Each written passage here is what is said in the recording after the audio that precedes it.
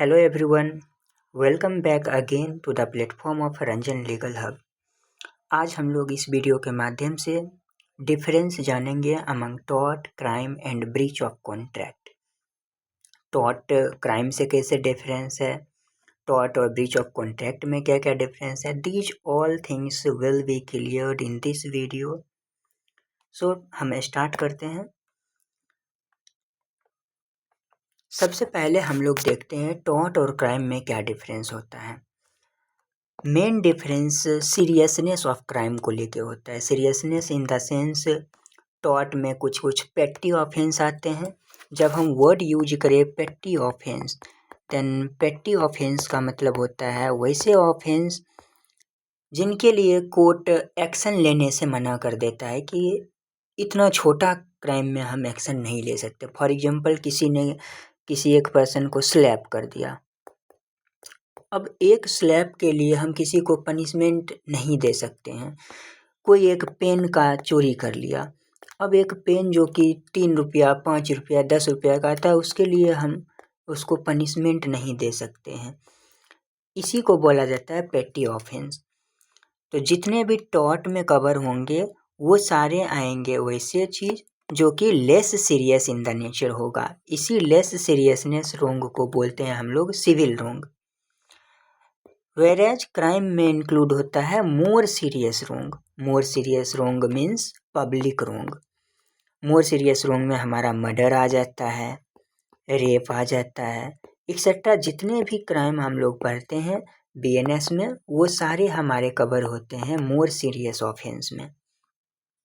Second difference क्या होता है? सेकेंड डिफरेंस होता है कि टॉर्ट में सिर्फ और सिर्फ इंजर्ड पार्टी ही एक्शन ले सकता है। जिसको कोई इंजरी हुई है वो पार्टी ही सिर्फ और सिर्फ सूट फाइल कर पाएगा। हालांकि ये प्रिविटी ऑफ कॉन्ट्रैक्ट में जैसे हम लोग पढ़ते हैं कि जो पार्टी कॉन्ट्रैक्ट में इंटर कर गए हैं वही सिर्फ फाइल करेंगे, वैसी वाली सिचुएशन यहाँ पे नहीं रेज हो रही है। क्योंकि यहाँ पे जो ड्यूटी बाउंड होता है अदर पार्टी वो होता है against society at large. For example a का ड्यूटी है कि सोसाइटी एट लार्ज के अगेंस्ट इसका ड्यूटी है कि किसी को ये डिफेम नहीं करेगा। इस तरह का ड्यूटी इसका सोसाइटी एट लार्ज के अगेंस्ट है। बट अगर ये किसी का डिफेमेशन कर देता है, फॉर एग्जांपल ये बी को डिफेम कर दिया, तो सिर्फ और सिर्फ बी के पास ही राइट है कि ये ए के अगेंस्ट एक्शन ले सकता है टॉर्ट में। लेकिन क्राइम में क्या होता है? क्राइम में एक्शन पार्टी हिमसेल्फ लेता ही नहीं है, वो सिर्फ एक इन्फॉर्मेंट होता है। स्टेट उसके अगेंस्ट एक्शन लेता है। किसके अगेंस्ट? जो कि ऑफेंडर होता है।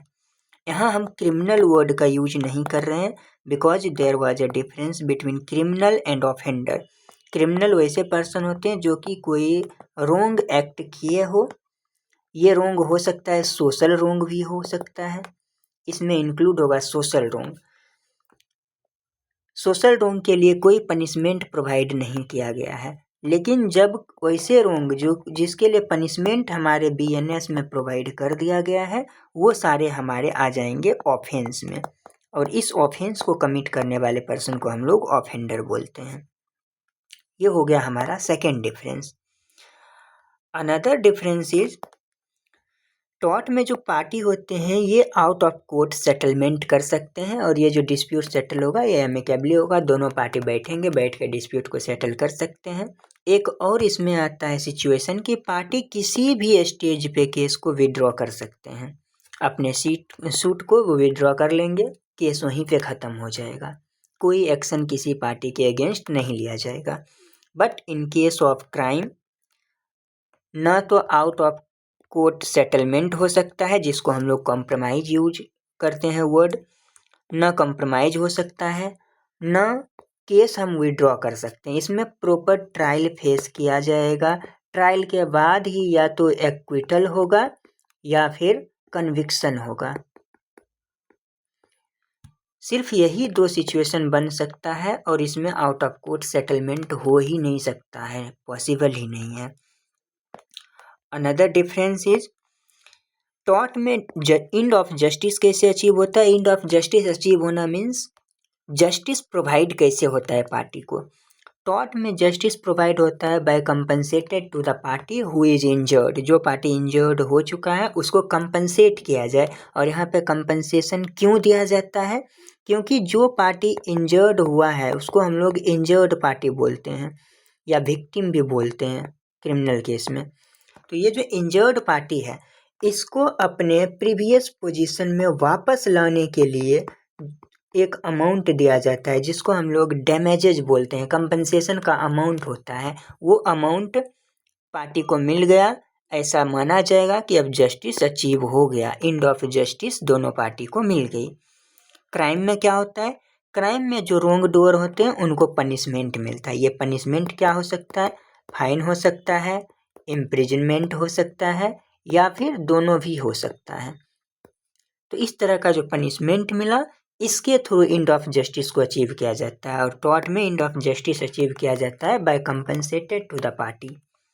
ये हो गया हमारा total difference between crime and tort. बहुत ही इजी लैंग्वेज में एज एक लेमैन जिस लैंग्वेज को समझ जाए उस लैंग्वेज में हम कोशिश किए हैं कि आपको समझाए। और हम चलिए आगे बढ़ते हैं। अब tort and breach of contract में क्या डिफरेंस है? ये दोनों टॉपिक बहुत ही इम्पोर्टेंट है कि जितने भी एग्जाम होते हैं, चाहे वो जुडिशियल सर्विस का एग्जाम हो या फिर क्लैट यूजी का एग्जाम हो, क्लैट पीजी का एग्जाम हो, सभी में इस टाइप के क्वेश्चन को पूछा जाता है। ये बहुत ही इम्पोर्टेंट क्वेश्चन माना जाता है। Breach of contract and tort में डिफरेंस देखते हैं। सबसे पहले ब्रीच ऑफ कॉन्ट्रैक्ट और टॉर्ट होता क्या है? टॉर्ट तो हम लोग जानते ही हैं, जो दिया गया है हमारे दो व्यू जाता है टॉर्ट्स वर्सेस टॉर्ट, वो भी हम पढ़ेंगे। पहले हम समझ लेते हैं ब्रीच ऑफ कॉन्ट्रैक्ट क्या होता है। ब्रीच ऑफ कॉन्ट्रैक्ट होता है वो कि कॉन्ट्रैक्ट के द्वारा जो हमारे ड्यूटी अंडरटेक किया गया है उस ड्यूटी को जब हम ब्रीच कर देते हैं तो माना जाता है कि ब्रीच ऑफ कॉन्ट्रैक्ट हो गया।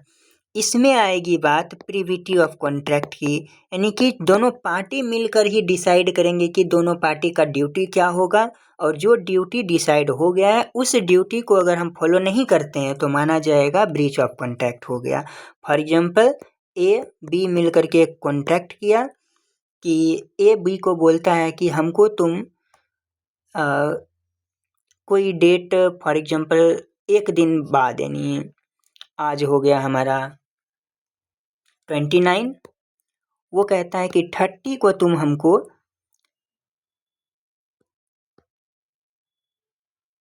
10 kg शुगर डिलीवर कर दोगे। बी करता है, कॉन्ट्रैक्ट में एग्री कर लेता है। अब अगर ये 10 kg शुगर 30 को डिलीवर करने में फेल्ड हो जाता है तो माना जाएगा कि इसके द्वारा ब्रीच ऑफ कॉन्ट्रैक्ट हो गया, क्योंकि इसका जो ड्यूटी था डिलीवर करने का वो ड्यूटी को परफॉर्म नहीं किया, इसीलिए इसको ब्रीच ऑफ कॉन्ट्रैक्ट बोलते हैं। टॉर्ट में क्या होता है? इसमें ड्यूटी को अंडरटेक किया गया था किसके द्वारा? पार्टी के द्वारा। दोनों पार्टी ही मिल करके डिसाइड किए थे किसका क्या ड्यूटी होगा। टॉर्ट में होता है ड्यूटी जो इम्पोज हो रहा है ये लॉ के द्वारा इम्पोज होता है। लॉ के द्वारा किस सेंस में ड्यूटी इम्पोज होता है? लॉ के द्वारा जब ड्यूटी इम्पोज हो रहा होता है तो फॉर एग्जाम्पल जैसे किसी का डिफेम नहीं करना है, किसी को असॉल्ट नहीं करना है, बैटरी कमिट नहीं करना है, ये सब ड्यूटी जो हमको हो रहा है क्रिएट, ये ड्यूटी क्रिएट हो रहा है हमको लॉ के द्वारा। लॉ हम पर ड्यूटी इम्पोज कर रहा है। अब अगर हम इस ड्यूटी को ब्रीच करते हैं तो वो आ जाएगा लॉ ऑफ टॉर्ट के अंदर। नेक्स्ट पे आते हैं। नेक्स्ट है हमारा duty is based on privity of contract. Privity of contract का मतलब होता है party to the contract sue each other, stranger can not sue to the party to the contract. जब स्ट्रेंजर जो पर्सन होता है, stranger in the sense A और B एक कॉन्ट्रैक्ट किया, तो अगर दोनों के बीच में कुछ दिक्कत आई तो यही दोनों एक दूसरे को स्यू करेंगे, कोई तीसरा पर्सन सी आकर के दोनों में से किसी को स्यू नहीं करेगा। इसमें जो ड्यूटी बेस होता है वो टोटली बेस होता है प्रीविटी ऑफ कॉन्ट्रैक्ट पे। अब ये प्रीविटी ऑफ कॉन्ट्रैक्ट पे ड्यूटी बेस होता है, ये किस केस में आया था? तो इसका केस ये है Dunlop pneumatic tyre company versus Selfridge and company, 1915 का केस है। ये उसका साइटेशन है, आप इसको फाइंड आउट कर सकते हैं ऑन द वेबसाइट।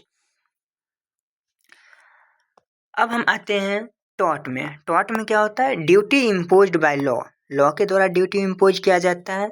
और इसमें जो ड्यूटी इम्पोज किया जाता है ये सिर्फ एक पार्टी के अगेंस्ट नहीं होता है, not towards only a specific party but towards society at large. इसी को हम बोलते हैं राइट इन रेम। दो वर्ड आता है, एक आता है राइट इन रेम और कॉन्ट्रैक्ट में यूज करते हैं हम लोग राइट इन पर्सोनम। राइट इन पर्सोनम का मतलब किसी एक पर्सन के बारे में बात करेगा और राइट इन रेम का मतलब सोसाइटी एट लार्ज की बात करेगी। इसमें जो इंजर्ड पार्टी होता है वो सूट फाइल कर सकता है। दोनों में सेम है कि जो इंजर्ड पार्टी है इसमें जो कॉन्ट्रैक्ट को ब्रीच किया है, जिसके अगेंस्ट ब्रीच किया सिर्फ वही स्यू करेगा, इसमें भी इंजर्ड पार्टी ही स्यू करेगा। लेकिन डिफरेंस क्या हो गया, इसमें प्रिविटी ऑफ कॉन्ट्रैक्ट का प्रिंसिपल अप्लाई होता है, इसमें सोसाइटी एट लार्ज का प्रिंसिपल अप्लाई होता है। इसमें जो ड्यूटी इम्पोज हुआ है वो किसके अगेंस्ट है, सोसाइटी एट लार्ज के अगेंस्ट, इसमें सिर्फ और सिर्फ पार्टी के अगेंस्ट। नेक्स्ट डिफरेंस हमारा है सबसे पहले हम देखते हैं कॉन्ट्रैक्ट में, ब्रीच ऑफ कॉन्ट्रैक्ट में। ब्रीच ऑफ कॉन्ट्रैक्ट में कहता है डैमेज लिक्विडेटेड होता है। लिक्विडेटेड डैमेज का मतलब क्या हुआ, लिक्विडेटेड डैमेज का मतलब होता है कि दोनों पार्टी मिल करके पहले से ही प्रायर डैमेज फिक्स हो जाता है कि अगर ये ब्रीच हुआ तो हमको कितना कंपनसेट किया जाएगा, अगर हमने ब्रीच किया तो हम आपको कितना कंपनसेट करेंगे। This is decided by the party during the contract. इसको बोलते हैं predetermined, amount of damage is predetermined by the party. Party मिल करके ही पहले से ही डिसाइड कर लेते हैं कि कितना डैमेज देना है अगर ब्रीच होता है तो। लेकिन टॉर्ट में क्या होता है, डैमेज अनलिक्विडेटेड होता है। अनलिक्विडेटेड का मतलब होता है कि पहले से ये डिसाइड नहीं होता है अगर किसी ने टॉर्ट कमिट किया तो कितना कंपनसेशन अमाउंट उस पर इम्पोज करना है। It is totally on the discretion of the court.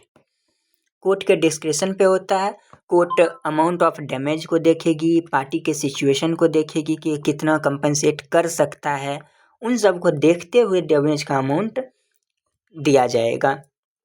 अब यहाँ पे आते हैं बात कि अनलिक्विडेटेड डैमेज के मीन्स होता है कि कोर्ट डिसाइड करेगा, पहले से डिटरमाइन नहीं होगा। ये कहाँ पे दिया हुआ है, तो ये दिया कहीं नहीं है एक्सप्रेसली। ये आया था केस में Dunlop pneumatic company limited versus new garage and motor company limited के केस में। इसमें अनलिक्विडेटेड डैमेज को डिफाइन किया गया था। ये हो गया हमारा दोनों के बीच में डिफरेंस। बट कुछ ऐसे भी सिचुएशन होते हैं जहाँ पे दोनों चीज़ हो रहा होता है, ब्रीच ऑफ कॉन्ट्रैक्ट भी हो रहा होता है और टॉर्ट भी हो रहा होता है। हमने दो एग्जाम्पल से समझाया है। For example, due to negligence of driver, एक ड्राइवर नेग्लिजेंट करता है। नेग्लिजेंट एक रेलवे का ड्राइवर होता है, वो एक नेग्लिजेंट को एक्ट कर देता है। फॉर एग्जाम्पल, जब गाड़ी चला रहा है ड्राइविंग के समय वो सो गया, इस तरह का नेग्लिजेंट वो शो करता है। इसके कारण क्या होता है, एक पैसेंजर इंजर्ड हो जाता है। अब ये जो पैसेंजर इंजर्ड हुआ तो ड्राइवर का दो राइट था। एक क्या था कि वो राइट नहीं था, उसका ड्यूटी था कि अपने जितने भी उसमें पैसेंजर बैठे हैं सबको प्रोटेक्ट करना, उसका ड्यूटी था। ये ड्यूटी का ब्रीच हुआ। दूसरा क्या ड्यूटी था, एक तो सेफ कैरेज वाला का वायलेशन किया और दूसरा हमारा था नेग्लिजेंस किया गया ड्राइवर के बिहाफ पे। ये दोनों हुआ। सेफ कैरेज, ये दोनों के बीच में एक कॉन्ट्रैक्ट था, इम्प्लाइड कॉन्ट्रैक्ट, इसका ब्रीच किया तो ये चल जाएगा ब्रीच ऑफ कॉन्ट्रैक्ट में।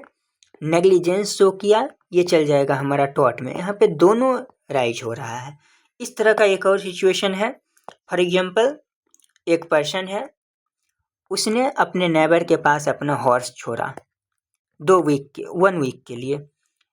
ये कह के गया कि हम जा रहे हैं बाहर, हमारे हॉर्स को आप प्रॉपर केयर रखिएगा।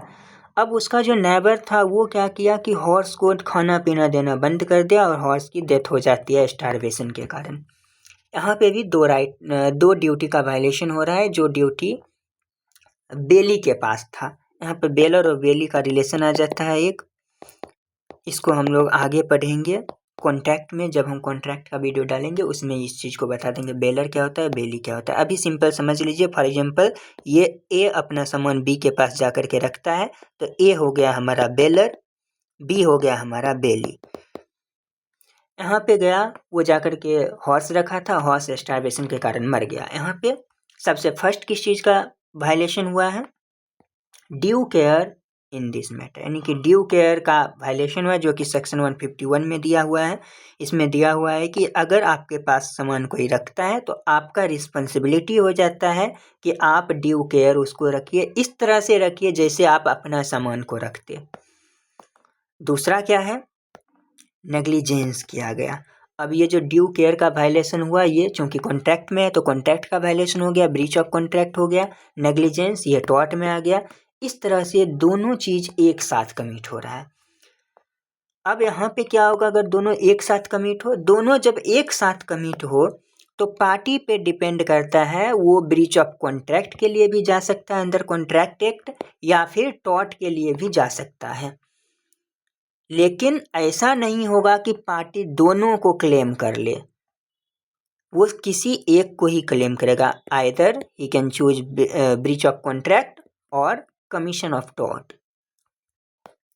अब बात आती है कि ऐसा भी दे दिया जाता कि अगर सेम सिचुएशन में दोनों चीज़ कमिट हो रहा है, तो अगर एक पार्टी के द्वारा किए गए रोंग से एक से ज़्यादा पार्टी अफेक्ट हो रहे हैं, तो एक पार्टी ब्रीच ऑफ कॉन्ट्रैक्ट में चल जाए, एक पार्टी टॉर्ट में चल जाए। ऐसा सिचुएशन आया था दिल्ली हाई कोर्ट के पास। दिल्ली हाई कोर्ट इसमें क्या डिसीजन देता है, दिल्ली हाई कोर्ट के पास एक केस आया था, melt bucket versus east India hotels limited, 1997 का केस है। सिंगल बेंच के पास पहले था। सिंगल बेंच में ने डिसाइड किया, इस केस का बेसिकली फैक्ट ये था कि एक एयरलाइंस था, एयरलाइंस जर्मन का था एयरलाइंस, उसका नाम था लुफ्थांसा। लुफ्थांसा एयरलाइन जर्मन का था। इसका एक क्रू मेंबर था जिसका नाम था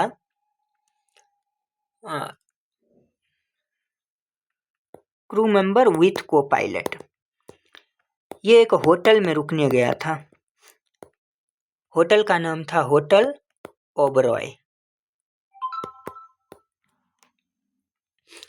इसमें जब ये होटल में रुका हुआ था, उस समय इसको स्विमिंग के लिए एक स्विमिंग पूल अवेलेबल करवाया गया था। अब इस स्विमिंग पूल में जब ये डाइव किया, तो चूंकि स्विमिंग पूल का स्ट्रक्चर सही से नहीं बना था, जिसके कारण को पायलट को हेड में चोट आई, हेड इंजर्ड हो गया को पायलट का। अब इस हेड में इंजरी होने के कारण उसका बॉडी पैरालाइज हो गया और वो टोटली 13 ईयर्स तक बेड पे रहा, उसके बाद उसकी डेथ हो जाती है। इसमें डिफेंडेंट के तरफ से ये लिया गया था क्लेम कि चूंकि जो क्लेमेंट था उसकी डेथ हो चुकी है, तो कॉज ऑफ एक्शन ही खत्म हो गया, इसीलिए अब डैमेज का अवार्ड नहीं दिया जाए, इसको कोई क्लेम को इंटरटेन ना किया जाए। और सिंगल बेंच ने यही किया, बोला कि चूंकि कॉज ऑफ एक्शन ही खत्म हो चुका है तो हम इसको इंटरटेन ही नहीं करेंगे, और केस को रिजेक्ट कर दिया, पिटीशन को। अब इसका अपील लेकर के बेनिफिशियरी, जो कि डिसीज के तरफ से था, डिसीज का कोई डिपेंडेंट होगा या फिर लीगल रिप्रेजेंटेटिव होगा, वो गया था कोर्ट के पास अपील में, डिवीजन बेंच में। डिवीजन बेंच सिंगल बेंच के डिसीजन को सेट असाइड करता है और 50 लाख रुपीज एज अवार्ड उसको इशू करता है बेनिफिशियरी को। और इस समय डिवीजन बेंच ने बोला कि अगर पार्टी की डेथ हो गई, जो क्लेमेंट था इस केस में, जो को पायलट था, उसकी जब डेथ हो गई, तो ये टॉर्ट में नहीं आ सकता है, लेकिन ये कॉन्ट्रैक्ट में जा सकता है। तो यहाँ पे ब्रीच ऑफ कॉन्ट्रैक्ट के लिए इसको 50 लाख का डैमेज मिला था, लेकिन टॉर्ट के लिए बोला कि चूंकि क्लेमेंट की डेथ हो चुकी है, इसीलिए टॉर्ट के लिए अब लायबिलिटी खत्म हो गई। So this is the video, जिसके द्वारा हम लोग समझे कि दोनों में डिफरेंस क्या है, कब दोनों को एक साथ क्लेम किया जा सकता है, किस सिचुएशन में दोनों को एक साथ क्लेम कर सकते हैं। Thank you for